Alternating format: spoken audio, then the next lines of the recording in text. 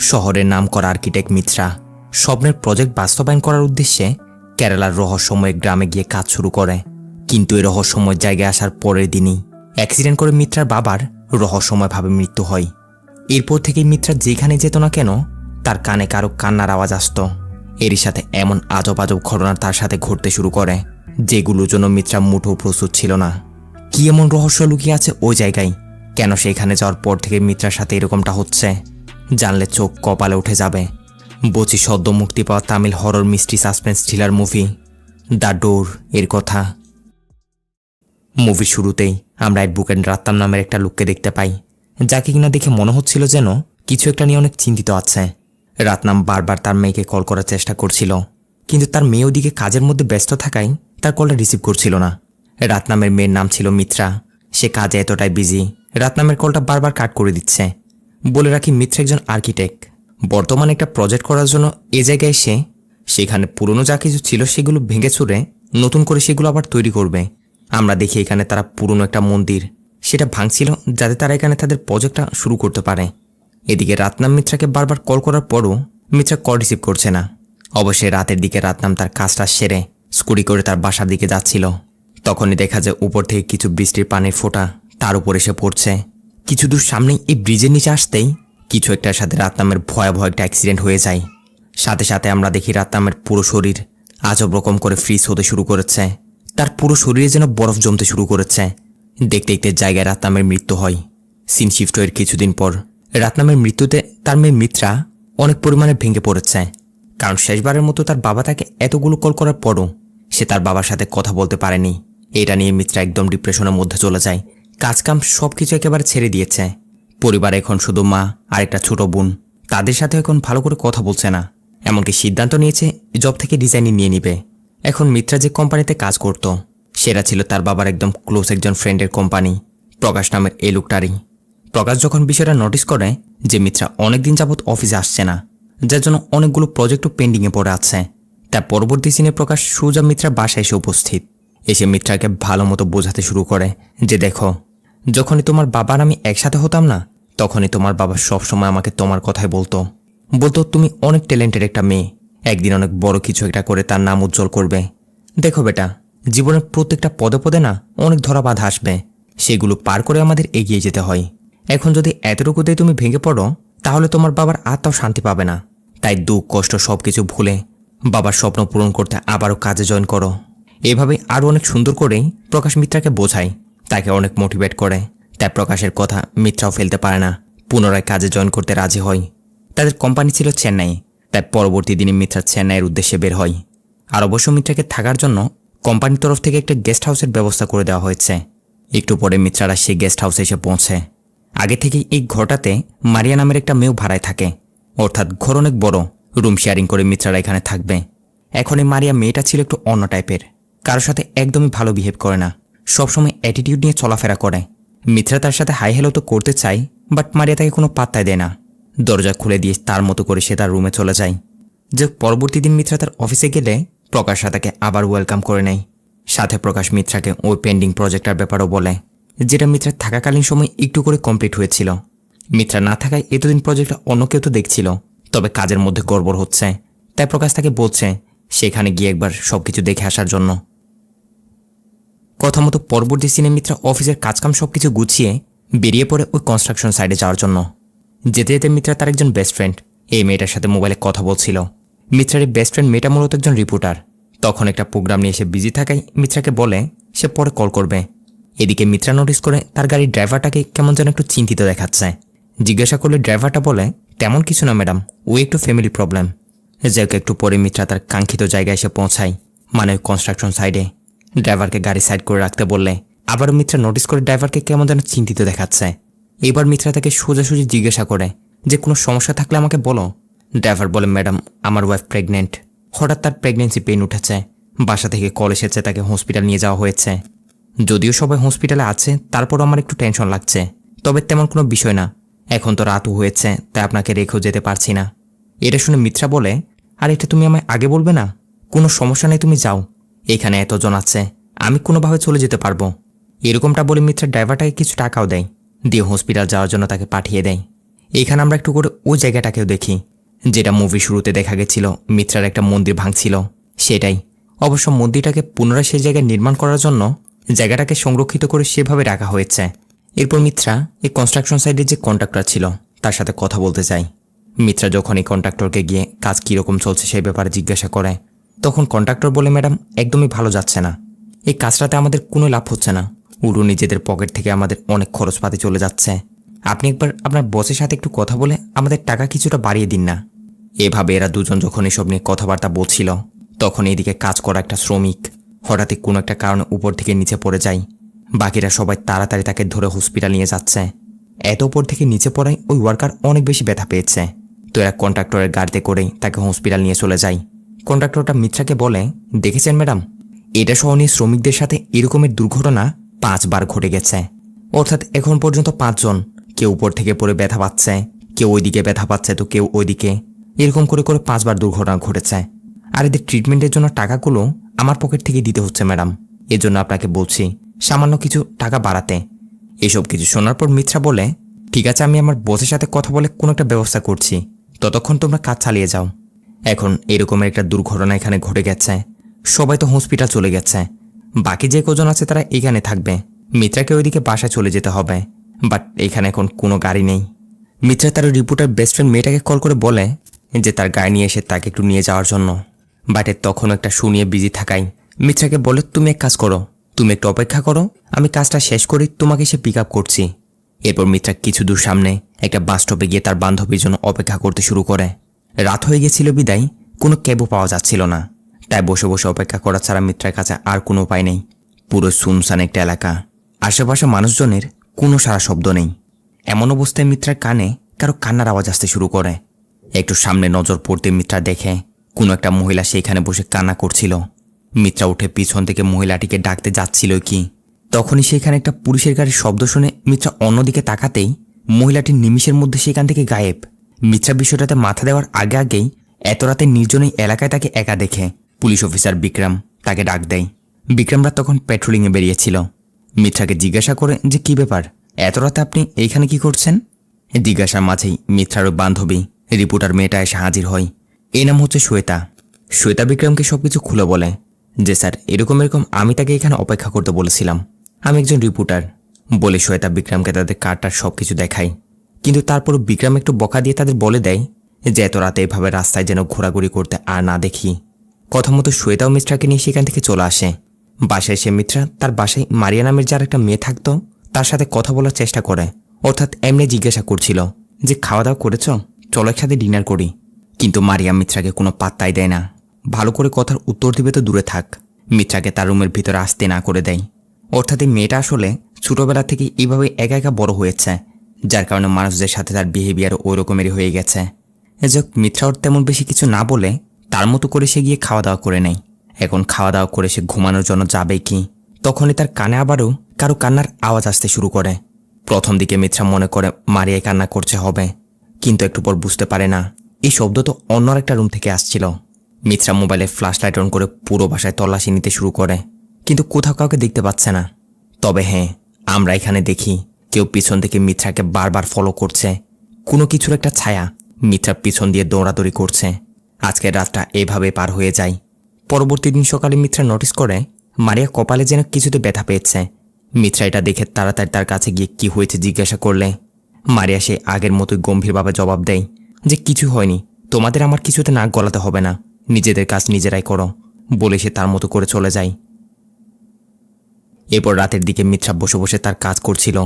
ওই কন্ট্রাক্টরটা মিত্রাকে কল দিয়ে টাকা বাড়ানোর কথাটা আবারও বলছিল ম্যাডাম, আমাদের যে বাজেটটা দেওয়া হয়েছে মনে তো হচ্ছে তার ভিতরে শুধু আমরা বিল্ডিংটাই কমপ্লিট করতে পারবো, এর উপর এক্সট্রা আবার একটা মন্দির, একটা সুইমিং পুল, আবার এত বড় একটা গ্রাউন্ডও কমপ্লিট করতে বলা হয়েছে। এই বাজেটে এগুলো তো কিছুতেই সম্ভব না, এরকমটা হলে আমাদের প্ল্যানিং থেকে এগুলো সরিয়ে দিতে হবে। মিত্রা বলে এরকমটা করা যাবে না, কারণ আমরা ক্লায়েন্টদেরকে অলরেডি বলে দিয়েছি এই বাজেটের ভিতরে আমরা তাদের সম্পূর্ণ ফ্যাসিলিটিস দিব, মন্দির, সুইমিং পুল সবগুলোই। আচ্ছা তুমি চিন্তা করো না, আমি অলরেডি সুপিরিয়রের সাথে কথা বলেছি, বিষয়টা নিয়ে তারা ভাবছে, তোমরা কাজ চালিয়ে যাও। তো এইসব নিয়ে কথাবার্তা বলার পর মিত্রা তার মতো করে গিয়ে ঘুমিয়ে পড়ে। এদিকে মারিয়া তার রুমে ঘুমাচ্ছিল। ধীরে ধীরে এখানে মারিয়ার রুমে যেন তার সাথে আজব রকমের ঘটনা ঘটতে শুরু করেছে। মারিয়ার রুমে যেন কেউ ঢুকে তার গায়ের উপর থেকে কাদাটা সরিয়ে দিচ্ছিল। আর এটা হওয়ার সাথে সাথে মারিয়া আজবভাবে ঘুম থেকে উঠে যায়। বিছানা থেকে উঠে সোজা রুমের একটা দেওয়ালের কাছে গিয়ে দেওয়ালের সাথে তার মাথায় বাড়ি খেতে শুরু করে। এমন অবস্থা ছিল যেন মারিয়া তার নিজের কন্ট্রোলে নেই। ভিডিওর এইটুকু দেশে আপনাদের গুরুত্বপূর্ণ একটা কথা বলার জন্য একটু করে থামাচ্ছি। কিছুদিন যাবৎ কিছু সমস্যার কারণে আপনাদের তেমন একটা ভিডিও উপহার দিতে পারেনি, যার কারণে চ্যানেলের অবস্থাও তেমন একটা ভালো পর্যায়ে না। আপনাদের কাছে ছোট্ট একটা রিকোয়েস্ট রইল, এই ভিডিওতে একটু বেশি করে লাইক, কমেন্ট আর অবশ্যই বেশি করে শেয়ার চাচ্ছি। কি এতটুকু তো চাইতে পারে আপনাদের কাছে, তাই না? আশা করি করে দিবেন। যাই হোক, গল্পে ফেরা যাক। সিন শিফটের পরবর্তী দিন সকালে মিত্রা ডেডিশেডি হয়ে অফিসে যাওয়ার জন্য বের হচ্ছিল। তখনই সে নোটিস করে এতক্ষণ হয়ে যাচ্ছে কিন্তু এখনও মারিয়ার কোনো সারা শব্দ নেই। গাড়ির চাবিটাও বাইরে ওইখানে টেবিলের উপর পড়েছিল। মিত্রা চেক করতে যায় মারিয়া রুমে ছিল কিনা। আর মারিয়ার রুমে এসে দেখে বেহুশ হয়ে মারিয়া বিছানার উপর পড়ে আছে আর কপাল দিয়ে তার বেয়ে বেয়ে রক্ত পড়ছে। এটা দেখা মাত্রই মিত্রা তাড়াতাড়ি ডক্টরকে কল করে দেয়। কল করে ডক্টরকে নিয়ে এসে মারিয়ার ট্রিটমেন্ট করায়। সাথে এখানে এটাও জানা যায় মারিয়ার স্লিপিং ডিসঅর্ডার রয়েছে, অর্থাৎ ঘুমের মধ্যে চলাফেরা করা। তারা ধরে নেয় এটার জন্য এসব হয়েছে। এরপর থেকে মিত্রা মারিয়াকে একজন বোনের মতোই দেখাশোনা করে তার সেবা যত্ন করে তাকে সুস্থ করে তোলে। মিত্রা তার নিজের বোনের মতোই সবসময় মারিয়ার পাশে থাকে, তার অনেক টেক কেয়ার করে। যা দেখে মারিয়াও তার ভুল বুঝতে পেরেছে যে মিত্রা এবং সবার সাথে এতদিন সে কীরকমের ব্যবহার করেছিল, আজ তার বিপদে সে মানুষগুলোই তার কীরকমের সেবা যত্ন করছে। মারিয়া মিত্রার কাছ থেকেও ক্ষমা চেয়ে নেয়। আপন বোনের মতো দুজনের মধ্যে একটা সম্পর্ক তৈরি হয়ে যায়। যে পরবর্তী দিন মিত্রা যখন তার অফিসে একটা মিটিংয়ে ছিল, এদিকে গুরুত্বপূর্ণ একটা মিটিং চলছে, আর অন্যদিকে বাইরে মিত্রা নোটিস করছে স্কুল ড্রেস পরোয়া আজব রকমের একটা মেয়ে তার অফিসের বাইরে এসে তার দিকে তাকিয়ে আছে। এই দৃশ্য দেখে মিত্রা একদমই হতবাক হয়ে যায়। মনে হচ্ছিল যেন কারো আত্মা। আর এরই সাথে সাথে মিত্রার একটুবার নজর সরাতেই মেয়েরা সেখান থেকে গায়েব, যার জন্য মিত্রা ধরে নেয় এগুলো জাস্ট তার কল্পনা। এরপর মিত্রা অফিস শেষ করে ক্লান্ত হয়ে বাসায় আসে। বাসায় এসে খাওয়া দাওয়া করতে করতে মারিয়ার সাথে কিছুক্ষণ গল্প সল্প করে তারপর ঘুমানোর জন্য যে যার রুমে চলে যায়। আর এখানে মারিয়া রুমে প্রবেশ করতেই আমরা দেখি কিছুর একটা ছায়া তার রুমের ব্যালকনিতে দাঁড়িয়ে আছে। সাথে মারিয়া রুমের ভেতরে ঢুকতেই দরজাটা আপনা আপনি বন্ধ হয়ে যায়, যা দেখে মারিয়া ভয়ে চিৎকার দিয়ে উঠলে মারিয়ার চিৎকার শুনে মিত্রা তাড়াতাড়ি সেখানে ছুটে যায়। এসে দেখে মারিয়া ভয়ে রুমের এক কোণে গুজেছিল। মিত্রা মারিয়াকে ডেকে তাড়াতাড়ি তার ভয় ভাঙায়। মারিয়া বলে ওই দিনের পর থেকে তার মধ্যে নাকি একটা ভয় ঢুকে গেছে। যখনই রুমে আসছে তখনই আজব রকম ফিল হচ্ছে, সবসময় মনে হচ্ছে যেন কেউ তাকে ফলো করছে। মিত্রা মারিয়াকে সান্ত্বনা দেয়, বলে সব কিছু তোমার মনের ভুল। আসলে কিছুদিন ধরে তোমার ভালো করে ঘুম হয়নি তো, এই জন্য এরকমটা লাগছে। এখন আরামসে একটু ঘুমাও, কোনো ভয় নেই, আমি আছি। এসব কিছু বলে মিত্রাও তার রুমে চলে আসে ঘুমানোর জন্য। একটু পর মিত্রা যখন ঘুমিয়ে পড়ে তখনই তার সাথেও আজব আজব কিছু ঘটনা ঘটতে শুরু করে। হঠাৎই তার রুমের দরজা খুলে কেউ যেন তার রুমের দিকে আসছে। দেখা যায় এটা স্কুল ড্রেস পড়ুয়া ওই মেয়েটার আত্মাই ছিল, যাকে মিত্রা তার অফিসের বাইরেও দেখেছিল। এখন শুধু এই মেয়েটাই নয়, তার সাথে আরও একটা মহিলার আত্মাও মিত্রার দিকে তাকিয়ে আছে। এসব দেখে মিত্রা অনেক ভয় পাচ্ছে। সিন কাট হয়ে শিফট হয়ে যায় পরবর্তী দিন মিত্রার বান্ধবী শ্বেতার উপর। শ্বেতা কোনো একটা কাজে মিত্রার সাথে দেখা করতে এসেছিল, কিন্তু অনেক কল অনেক ডাকাডাকি করার পরও মিত্রার কোনো সারা শব্দ পাওয়া যাচ্ছে না, কেউ মেন দরজাও খুলছে না। অবশ্যই বেশ কিছুক্ষণ পর মারিয়া এসে দরজা খুলে। এরপর তারা দুজন মিলে মিত্রার রুমে তাকে চেক করতে গেলে দেখে মিত্রা কেমন যেন বেহুশের মতো পড়ে ঘুমাচ্ছে। ঘুমের মধ্যে যেন সে ভয়ও পাচ্ছে। শ্বেতা এবং মারিয়ার অনেক ডাকাডাকির পর মিত্রা আচমকা ঘুম থেকে চমকে উঠে শ্বেতাদের সবকিছু বলে যে সে এরকম একটা খারাপ স্বপ্ন দেখেছে, যে দুজন মহিলার আত্মা তার রুমে এসে তার সামনে দাঁড়িয়েছিল। শুধু তাই নয়, ইদানিংই তার সাথে এরকমের ঘটনা ঘটে চলেছে, কিন্তু সেটা বুঝতে পারছে না এগুলো সত্যি নাকি তার দুঃস্বপ্ন। মারিয়াও সেম কথাই বলে তার সাথেও এরকমেরই ঘটনা ঘটছে, যদিও মিত্রা ভূত প্রেত এগুলোতে একদমই বিশ্বাস করে না। তারপরে শ্বেতা বলে, আমার মনে হয় মিত্রা এই বাসায় কোনো নেগেটিভ এনার্জি ঢুকে পড়েছে হবে। আমার পরিচিত এরকমের একজন প্যারানর্মাল ইনভেস্টিগেটর আছে, যে এখানে আসলে বলে দিতে পারবে যে এখানে কিছু রয়েছে কিনা। বলে শ্বেতা তার সেই পরিচিত প্যারানর্মাল ইনভেস্টিগেটরটাকে কল করে এখানে ডাকে। এটাই হচ্ছে সেই লোকটা, নাম হচ্ছে বিশোয়া। বিশোয়া এখানে প্রবেশ করা মাত্রই পুরো ঘরের এক এক করে সব রুমগুলোতে গিয়ে সবকিছু দেখতে শুরু করে। মারিয়া এবং মিত্রার রুমে গিয়েও ভালো করে দেখে, কিন্তু পুরো বাসায় যে কোনো নেগেটিভ এনার্জি আছে বিশ্বর সেরকম কিছু মনে হয় না। এইসবই বলার জন্য বিশ্ব যখন মিত্রাদের সামনে বসিয়ে তাদের এসব বলছিল, ঠিক তখনই বিশ্ব মিত্রার পিছনে আজব রকমের একটা ছায়া দেখতে পায়, যা দেখা মাত্র বিশ্ব বুঝে যায় আসলে বাসার মধ্যে কোনো নেগেটিভ এনার্জি নেই, বরঞ্চ নেগেটিভ এনার্জি মিত্রার উপরে ভর করেছে। কিন্তু আপাতত বিস্ময়ের ব্যাপারে মিত্রাকে কিছু বলে না, কারণ এতে মিত্রা যদি বেশি ভয় পেয়ে যায় তাহলে আত্মাগুলো তার কোনো ক্ষতি করে দিতে পারে। বিস্ময় মিত্রাকে জিজ্ঞাসা করে, এরকমের ঘটনা তোমার সাথে কখন থেকে ঘটতে শুরু করেছে? এই ব্যাপারে কি কোনো ধারণা দিতে পারবে? মিত্রা বলে, আমার মনে হয় ওই রাত থেকেই, যে রাতে আমি ওই কনস্ট্রাকশন সাইট থেকে আসার সময় এক বাস স্টপে বসেছিলাম। সেখানে বসে আমি শ্বেতার জন্য অপেক্ষা করছিলাম। তখনই আমার মনে হয়েছিল যেন কোনো একটা মহিলা আমার সামনে বসে কান্না করছিল, কিন্তু আমার একটু করে নজর সরতেই মহিলাটা সেখান থেকে গায়েব। অবশ্য বিষয়টা আমি তখন মনের ভুল বলে চালিয়ে দিলেও এরপর থেকে আমার কানে কারো কান্নার আওয়াজ আসতে শুরু করেছে, আর এই রকমের ইনসিডেন্টগুলো ঘটে চলেছে। বিশ্ব বলে, চলো আমাকে সেই বাস স্টপে নিয়ে চলো, জায়গাটা কোথায়? তো পরবর্তী সিনে তারা ওই বাস স্টপে এসে পৌঁছায়, যেখানে ওই দিন রাতে মিত্রা শ্বেতার জন্য অপেক্ষা করছিল। কিন্তু এখানে সে মিত্রা যা দেখে তার চোখ একেবারে কপালে উঠে যায়, কারণ ওই দিন রাতে সে দেখেছিল বাস স্টপটা ছিল পুরনো একটা বাস স্টপ, আর আজকে দেখছে জায়গাটা পুরোপুরি নতুন একটা জায়গা। এইসব দেখে মিত্রা বলে, এটা না তো, নিশ্চয়ই এই আশেপাশে অন্য একটা বাস স্টপ আছে হবে, ওই রাতে তো এখানে পুরনো একটা জায়গা ছিল।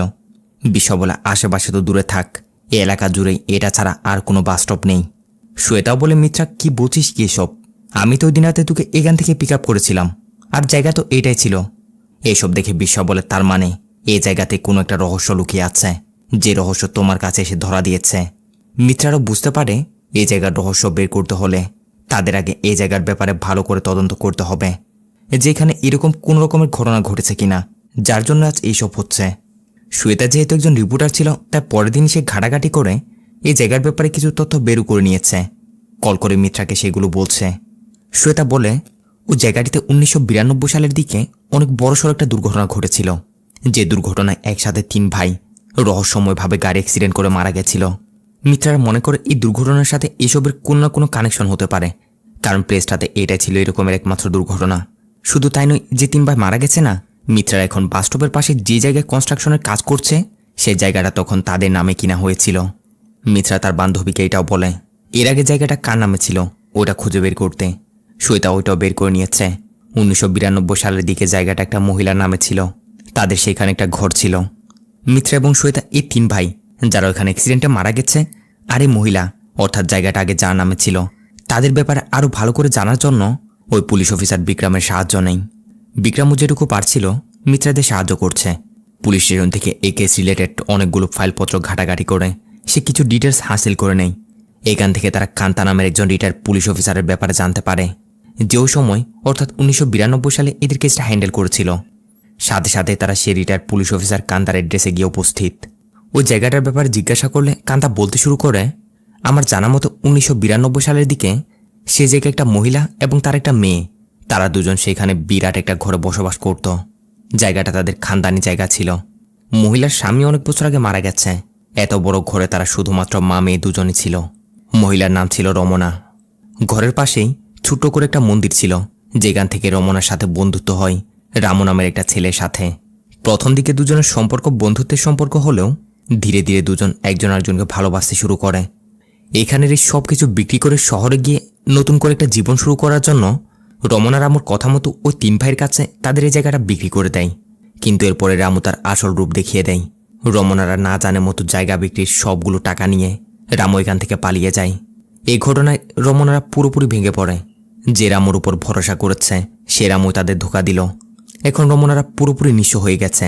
এই সব কিছু নিয়ে টেনশন করে তারা মা মেয়ে দুজনে নিজেদেরকে শেষ করে দেয়। আর তখন তাদের সেই আত্মহত্যার কেসটা মূলত এই রিটায়ার্ড পুলিশ অফিসার কান্তায় হ্যান্ডেল করেছিল।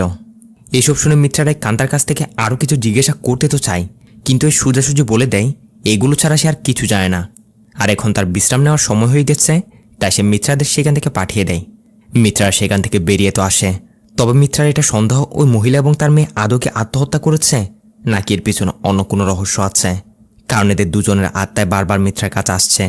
এই রহস্য বের করতে হলে তাদের ওই রামুকে খুঁজে বের করতে হবে, যে রমণীদের ধোঁকা দিয়ে তাদের সবগুলো টাকা নিয়ে পালিয়েছিল। সিন শিফট হয়ে যায় রাতের দিকে। একটু আগে মিত্রার যে রিটায়ার্ড পুলিশ অফিসার কান্তার বাসায় এসেছিল না, তার উপরেই। কান্তা যখন বাসায় একা ছিল, এর সাথে আজব রকমের ঘটনা ঘটতে শুরু করে। প্রথমে তার মাথায় ছাদ থেকে টপ টপ করে পানি পড়তে শুরু করে। উপরে তাকাতে সাথে সাথে ভয়ানক কিছু একটা এসে তার উপর হামলা করে দেয়। কান্তা বাঁচার অনেক চেষ্টা করে, কিন্তু কোনো একটা অদৃশ্য শক্তি তাকে কিছুতে এখান থেকে বের হতে দেয় না। ভয়ানক একটা আত্মা এসে কান্তার গলা চেপে ধরে, যার সাথে সাথে তার পুরো শরীরেও বরফ জমতে শুরু করে দেয়। দেখতে দেখতে জায়গায় তার মৃত্যু হয়। তার মৃত্যু ঠিক ওইভাবে হয়েছে যেভাবে মিত্রার বাবা মারা গেছিল। পরের দিন বিশু এসে মিত্রাদের এই খবরটা জানায়, আর কান্তার মৃত্যুর খবর শুনে মিত্রা তো পুরাই শকড। বিশু মিত্রাদের বলে, তোমাদের আমি মানা করেছিলাম আমাকে না জানি কারোর সাথে দেখা করতে না যাওয়ার জন্য, তোমাদের জন্য তার মৃত্যু হয়েছে। মিত্রার এখন ধারণা তার বাবার মৃত্যু ঠিক এভাবেই হয়েছিল, তাই এসবের সাথে তার বাবার মৃত্যুরও কোনো না কোনো কানেকশন আছে। পুলিশ অফিসার বিক্রমের সাহায্যে তারা আরও কিছু ডকুমেন্টস ঘাটাঘাটি করে একজন ফরেন্সিক ডক্টরের ব্যাপারে জানতে পারে, যে ডক্টরটা 1992 সালে রমন এবং তার মেয়ের আত্মহত্যার পর তাদের পোস্টমর্টম করেছিল। মিত্রা বিশ্বদের নিয়ে পরবর্তী সিনেই সেই ডক্টরের কাছে এসে উপস্থিত রমনাদের মৃত্যুর ব্যাপারে ডিটেলস কালেক্ট করতে। এটাই হচ্ছে সেই ডক্টরটা যার বর্তমান পরিস্থিতি অনেক খারাপ, সারাক্ষণ নেশার মধ্যে ডুবে থাকে। এখনও মিত্রারা যখন ওসব কিছু জিজ্ঞাসা করতে যায় তখন এতটাই নেশার মধ্যে ছিল ভালো করে কিছু বলতে পারছে না, অযথা বকাবকি করছে। তাই মিত্রারা সেখান থেকে বাইরে চলে আসে। আর তাদের সেখান থেকে চলে যাওয়ার পরেই এই ডক্টরের সাথেও ঠিক একই রকমের ঘটনা ঘটতে শুরু করে, যেমনটা অলরেডি ওই রিটায়ার্ড পুলিশ অফিসার কান্তা এবং মিত্রা বাবার সাথে ঘটে গেছে। ধীরে ধীরে এর পুরো শরীরেও বরফ জমতে শুরু করেছে, আর দেখতে দেখতে এই ডক্টরের জায়গায় মৃত্যু হয়। এরপর আবারও তারা ভালো করে কয়েকদিন তদন্ত করার পর পুলিশ অফিসার বিক্রমের সাহায্যে আরও একটা ইনফরমেশন জানতে পারে, যেটা হচ্ছে ওই দিন যখন 1992 সালে রামু নামের লোকটা রমনাদের ধোঁকা দিয়ে তাদের জায়গা বিক্রির টাকাগুলো নিয়ে পালাচ্ছিল না, তখন শহর থেকে বাইরে যাওয়ার আগে আগে নাকি কিছু পুলিশ তাকে গ্রেপ্তার করে নিয়েছিল। রামুর কাছে এতগুলো টাকা পাওয়ায় তাকে হাজতে নিয়ে যাওয়া হয়। রামু তো কয়েক বছর পর জেল থেকে বেরিয়ে আসে। এরপর কোথায় চলে গেছে সেটা কেউই জানে না। তবে তার সাথে জেলের ভিতর জজ নামের একটা লোকের পরিচয় হয়েছিল। এই জজ এবং রামুর মধ্যে অনেক ভালো একটা বন্ধুত্ব হয়েছিল তখন। রামুর ব্যাপারে বিক্রমটা কিছু জানতে না পারলেও এই জজের ব্যাপারে জানতে পারে। বর্তমানে এই জজ নাকি কুড়াই কানালের কোনো একটা গ্রামে রয়েছে। এখন জজের কাছ থেকে রামুর কোনো ইনফরমেশন পাবে, এটা ভেবে মিত্রা পরবর্তী সিনে কুড়াই কানালের উদ্দেশ্যে বেরিয়ে পড়ে। এদিক সেদিক থেকে অনেকজনের কাছ থেকে জিজ্ঞাসা করে, আর ফাইনালি এভাবে জিজ্ঞাসা করতে করতে তারা জজের বাসার সন্ধান পেয়ে যায়। মিত্রা সোজা সে জর্জের বাসার দরজার সামনে এসে উপস্থিত। এটাই হচ্ছে জর্জ নামের সে লোকটা। মিত্রা জজকে এক জায়গায় নিয়ে গিয়ে বসিয়ে তাকে জিজ্ঞাসা করতে শুরু করে, আজ থেকে প্রায় 17-18 বছর আগে জেলের মধ্যে রামু নামের একটা লোকের সাথে আপনার পরিচয় হয়েছিল। আপনারা দুজন একসাথে একই সেলের মধ্যে ছিলেন। আপনি কি সে রামুর ব্যাপারে কোনো ইনফরমেশন জানেন? সে কি কোনো কিছু বলেছিল আপনাকে? জজ মিত্রাকে জিজ্ঞাসা করেছে, কেন রামুর ব্যাপারে কেন জানতে চাচ্ছ? তো যা কিছু হচ্ছে মিত্রাও জজকে সব কিছু খুলে বলে, সাথে এটাও যে এসবের সাথে রামুর কানেকশন রয়েছে। তো জজ যা কিছু জানতো, অর্থাৎ তাকে রামু নাকি যেগুলো বলেছে সে মিত্রাকে সেসব বলতে শুরু করে। 1992 সালের দিকে রমনা নামের সেই মহিলা এবং তার মেয়ে, তারা তাদের পূর্বপুরুষদের সম্পত্তি স্বামীর মৃত্যুর পর ওই জায়গায় ওই ঘরটাতে গিয়ে বসবাস করতে শুরু করে। এরই মাঝে সেই জায়গার উপর নজর পড়ে সেই এলাকারই প্রভাবশালী 3 ভাইয়ের। এরা 3 জন জায়গাটা তাদের কাছে বিক্রি করে দেওয়ার জন্য রমনার কাছে প্রস্তাব নিয়ে যায়। তারা নাকি এখানে অনেক বড় একটা বিল্ডিং তৈরি করবে, কিন্তু রমনা তাদের প্রস্তাব পরিষ্কার না করে দেয়, কারণ এই জায়গা ছিল রমনার বাপদাদাদের একমাত্র স্মৃতি। রমনা রাজি না হওয়ায় এই 3 ভাই বেশ কয়েকবার এসে রমনাকে হুমকি ধমকি দিয়ে যায়, কিন্তু তারপরও কাজ হয় না। এইসবের মাঝেই রমনা এবং তার মেয়ের সাথে ওই রামুর ভালো একটা সম্পর্ক তৈরি হয়ে গেছিল। রামু তাদের একই এলাকারই ছেলে। রামু রমনাকে প্রতিশ্রুতি দেয় যে সে তাকে বিয়ে করবে। এখন এতে রমনাও রাজি, কারণ এত বড় একটা সংসারের হাল ধরার জন্য সংসার একজন পুরুষের তো প্রয়োজন আছে। এতে করে তার মেয়েও তার বাবাকে ফিরে পাবে। দুজনের সম্পর্ক অনেক ঘনিষ্ঠ হয়ে আসে। আর এভাবে একদিন বাসায় রোম্যান্স করার সময় মাঝখানে ওই 3 ভাই এসে পড়ে। রমনাদের এই অবস্থায় দেখে তারা 3 জন তাদের ধমকাতে শুরু করে যে সবার পিঠ পিছে তাহলে এসবই চলছে। মনে হচ্ছে ততক্ষণে তোমাদের মধ্যে সবকিছু হয়েও গেছে। জলদি প্রপার্টিটা আমাদের নামে করে দাও, না হলে দেখো পুরো এলাকায় তোমাদের নাজায়েজ সম্পর্কের ব্যাপারে কেমনভাবে ছড়িয়ে দিই।